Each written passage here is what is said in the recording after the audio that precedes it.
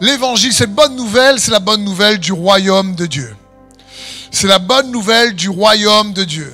Avant d'être la bonne nouvelle du salut, avant d'être la bonne nouvelle de la grâce, avant d'être la bonne nouvelle de Jésus le Christ, c'est la bonne nouvelle du royaume de Dieu. Et c'est important pour nous de comprendre et d'entendre toujours cette bonne nouvelle. Le royaume de Dieu, c'est le pays, le lieu dans lequel Jésus a toujours vécu avant de venir sur terre. C'est quelque part son royaume. Il est le roi de ce royaume. Il est l'alpha et l'oméga, le commencement et la fin. Il était là avant de se faire homme. Et quand Jésus est venu sur terre, c'était le principal message qu'il avait à partager. C'était le royaume de mon Père est comme ceci, mon royaume est comme cela, sans cesse. Je ne sais pas si tu as déjà fait, en tant que rayonner un séjour dans un pays étranger ou un autre pays ou en métropole pendant longtemps. Et au bout d'un moment donné, tu commences à avoir un manque des épices de la Réunion. Tu commences à te dire, mais le cabri m'a salé.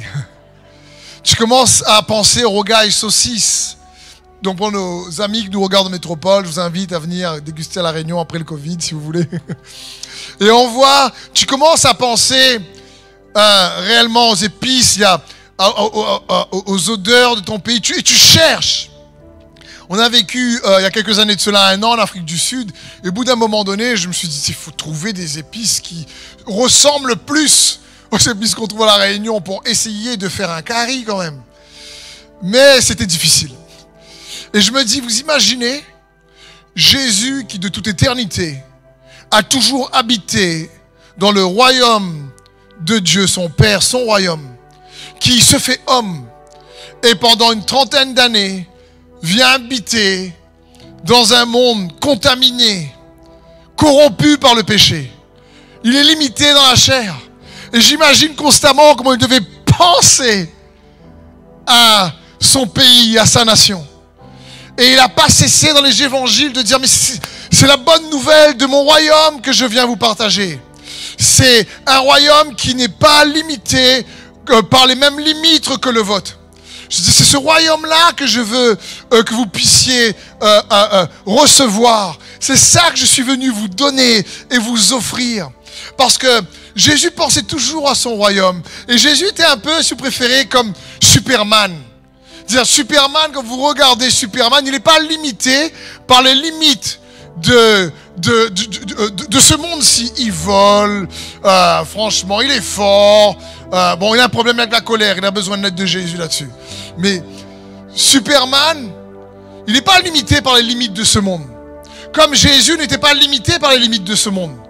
Il marchait sur l'eau, il calme la mer agitée, il calme le vent et la tempête.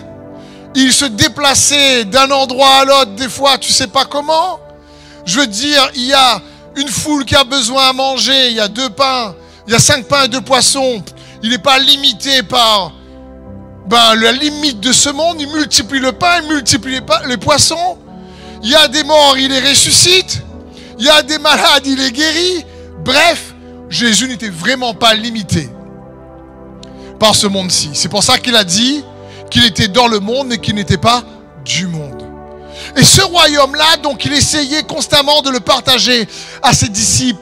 Il essayait constamment de leur montrer qu'il y a une bonne nouvelle qui est accessible pour chacun d'eux, qu'ils puissent recevoir. Il a commencé à prêcher dans Matthieu 4, verset 17, en disant, dès ce moment, Jésus commença à prêcher et à dire, repentez-vous, car le royaume des cieux est proche.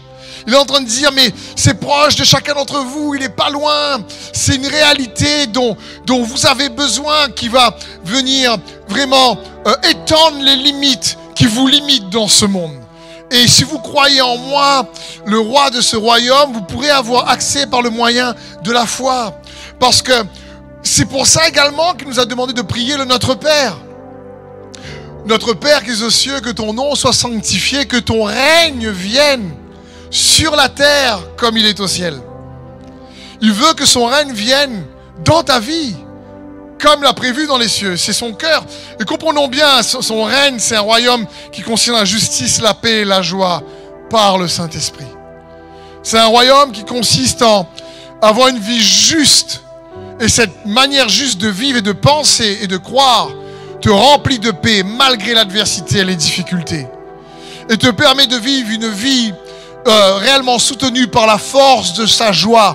Pourquoi? Parce que la Bible dit que la joie de l'Éternel est notre force. Et c'est le cœur de Dieu pour chacun d'entre nous. Il a dit donc, priez votre Père pour que notre Papa qui est dans les cieux, et lui il est le roi de ce royaume. Et ça a toujours été le cœur de Jésus de faire en sorte que cette bonne nouvelle dépasse et sorte des quatre murs de l'église.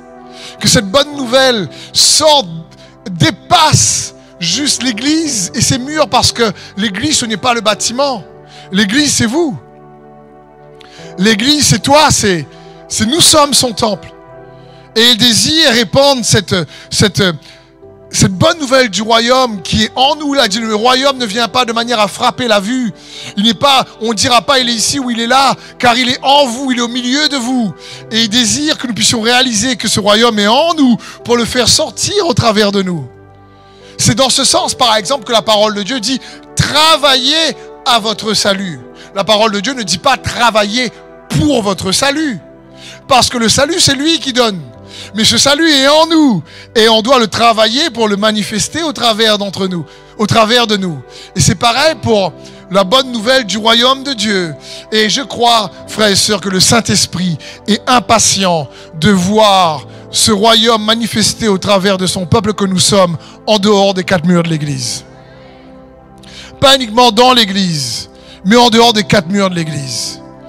Parce que vous êtes beaucoup, chacun d'entre vous, vous êtes beaucoup plus surarmés que vous le pensez. Je le répète, vous êtes beaucoup plus surarmés que vous le pensez. En Jésus-Christ, malgré les défis, malgré l'adversité, parce que Dieu nous a donné ce royaume. C'est comme si, je sais pas moi, on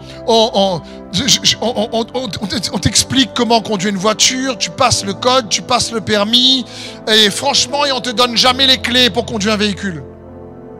Ce serait un peu dommage.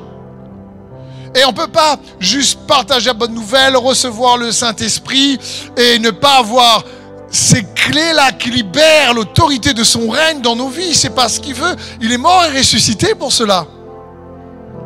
Et c'est le cœur de Dieu pour chacun d'entre nous. Et quand je vois ça, je me dis, j'aimerais vous encourager à comprendre que son royaume est en nous et qu'il nous équipe bien plus qu'on le pense. Parce que c'est une réalité qui désire voir manifester au travers d'entre nous par la démonstration de la foi.